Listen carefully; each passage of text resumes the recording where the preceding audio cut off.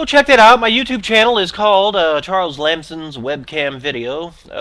So go check it out. Or I think probably the easiest way to do it is just Google Charles Lamson, and you'll see the clips there, the YouTube clips, and the radio show as well. So, but anyway, like I said, my name is Charles Lamson. The name of the show is The Rant, and the date today is September the 10th, 2010. Tomorrow is 9/11, and look, honestly, I'm not even gonna give this fucking Quran thing the time of fucking day, because it's a total fucking PR stunt. I'm just not even gonna fucking buy into it. This is why I tend to steer away from the news, and I just sort of take on the meteor subjects, because it's, if I feed into it, that's exactly what they want. They want me to do a show about this fucking Quran burning, and I'm not gonna play along. So fuck you all! Woo! Lordy. Okay, now, ladies and gentlemen, yeah, the topic for tonight's show shall be, once again, we're still going through Edward Bernays' seminal work, Propaganda.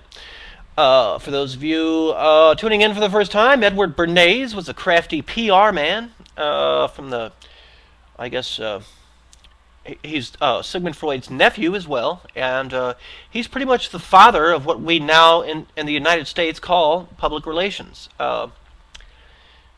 However, at one time, it used to be called propaganda. There were no negative connotations to the word propaganda. However, Bernays wrote this book called Propaganda in 1920. Well, it was published in 28. And Goebbels got his little hands on it and said, this stuff is brilliant. And then, well, you guys know what happened from there. Goebbels being the Nazis' communications guy. And then after that, propaganda had a bad name. And then that's when we start hearing the term public relations, press relations. So, anyway, just a little background. I know I said this 8 million times, but just in case this is the first show you're listening to, I just wanted to bring that up. But, so yeah, we're going to be going over that, and let's see here. Yeah, I just want to say this is an interactive show, so yeah, if you want to call in at any point, please be patient. Sometime, because I don't really get around. I'm all by myself over here, so I don't really get around to checking the switchboard until the breaks, and I usually have my breaks at the bottom of the hour and the top of the hour. So bear that in mind. You might want to try and time it that way if you're calling in. But anywho, yeah, for example, if you're going to call in, wait until like 5 till or 25 after, something like that, and that way you won't have to wait as long. But anyway, if you do want to call in, let's see here. That number is, let's see, 917-932-8806, 917-932-8806. Or if you want to give us some feedback via the chat room, I always appreciate that as well. And yeah, just come to blogtalkradio.com/Charles Lamson. Look for that chat link and come join us. We have a lot of interesting conversations there. So people always bring up some very excellent points. Well,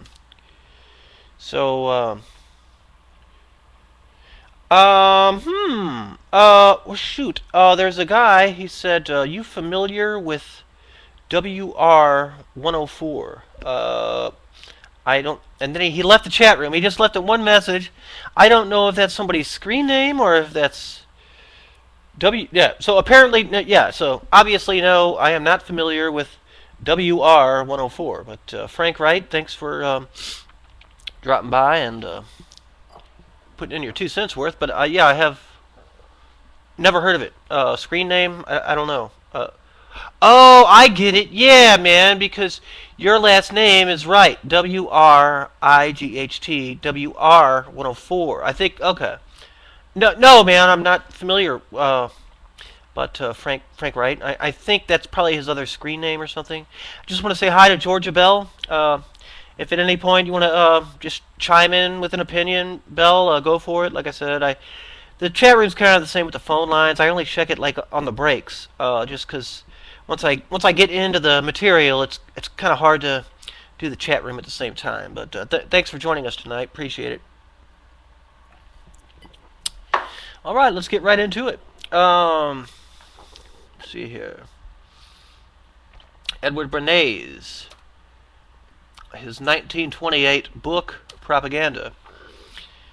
Yeah, it's basically what I've been doing is just doing an analysis of the book. I'm not really reading it verbatim per se. I mean, sometimes I am, but I'm just trying to stick to the bullet points of the book and what's applicable still today.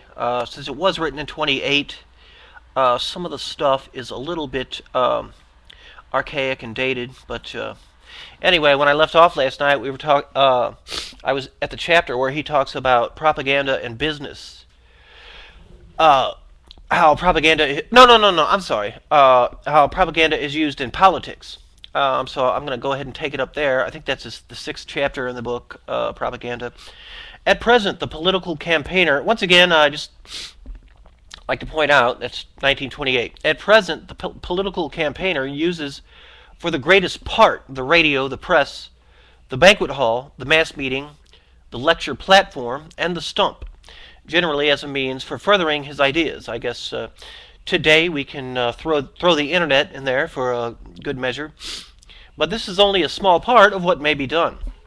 Actually, there are infinitely more varied events that can be created to dramatize the campaign and to make people talk of it. Exhibitions, contests, institutes of politics, the cooperation of educational institutions, the dramatic cooperation of groups which hitherto have not been drawn into active politics, and many others may be made the vehicle for the presentation of ideas to the public. But whatever is done must be synchronized accurately with all other forms of appeal to the public. News reaches the public through the printed word, books, magazines, letters, posters, circulars, and banners. Newspapers through pictures, photographs, and motion pictures. Once again, I sort of covered this last night, but where I'm just doing a quick little recap of what we talked about last night, and then we're going to go on to the new stuff. Through the ear, lectures, speeches, band music, radio, campaign songs. All these must be employed by the political party if it is to succeed. One method of appeal is merely one method of appeal. And in this age, once again, this is 1928, but it's still amazing how applicable it all is. One method of appeal is merely one method of appeal. And in this age wherein 1,000 movements and ideas are competing for public attention, one dare not put all one's eggs into one basket.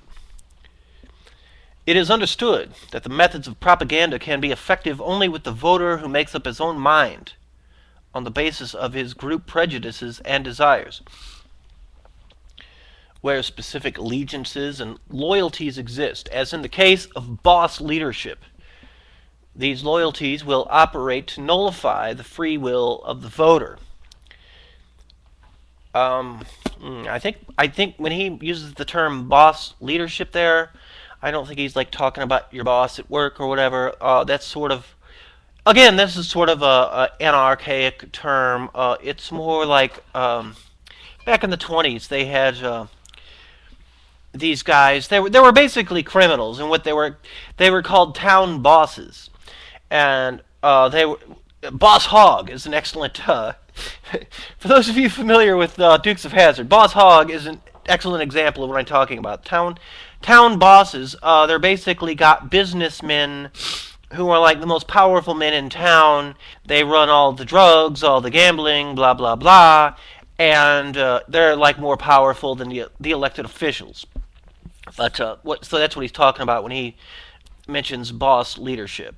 These royalties will operate to nullify the free will of the voter. In this close relation between the boss and his constituents lies, of course, the strength of his position in politics. It is not necessary for the politician to be the slave of the public's group prejudices.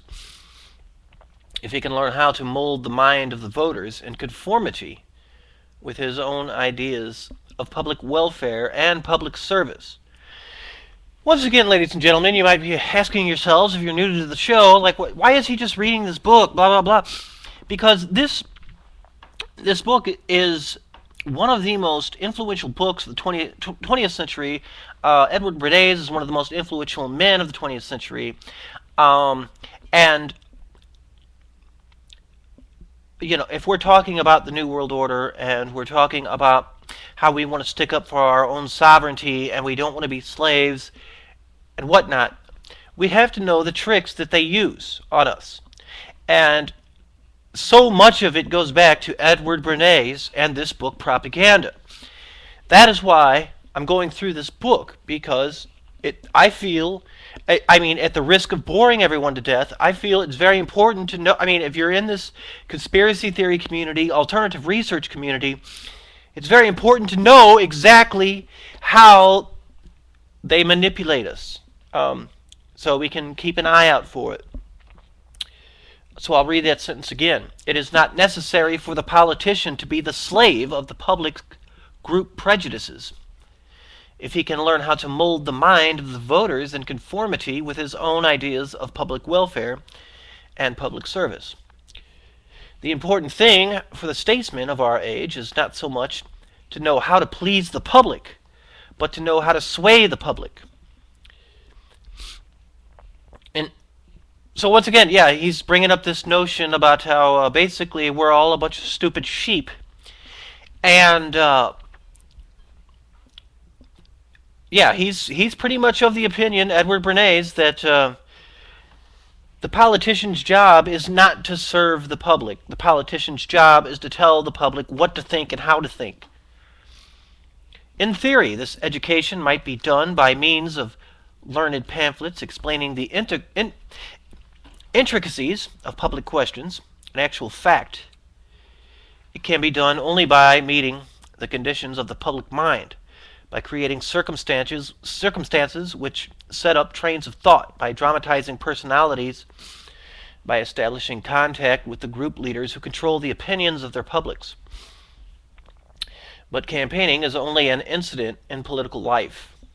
The process of government is continuous, and the expert use of propaganda is more useful and fundamental, although less striking, as an aid to democratic administration than as an aid to vote getting. Alright, let me check out this YouTube clip. I'm going to see. I hate it that you can only do like 10-15 minutes at a time. I wish I could do like a whole show up there, but can't do that on YouTube. Can't do that. Wouldn't be prudent.